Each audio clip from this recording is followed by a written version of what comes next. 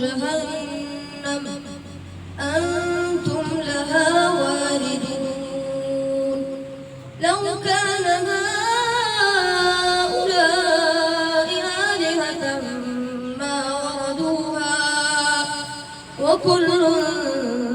فيها خالدون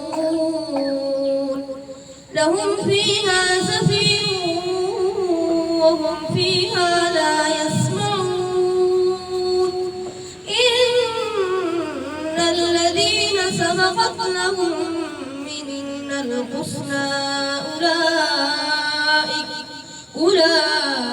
أولئك عنها مبعدون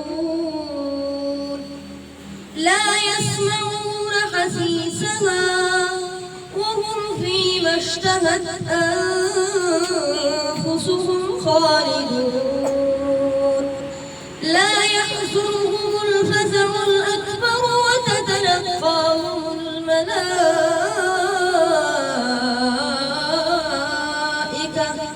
هذا يومكم الذي كنتم توعدون يوم نطوي السماء كطي السجل للكتب كما بدأنا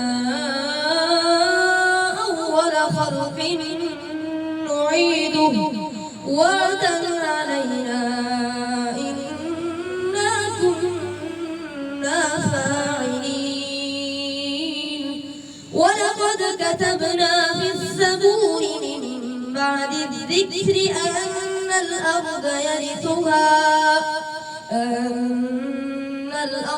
يرثها عبادي الصالحون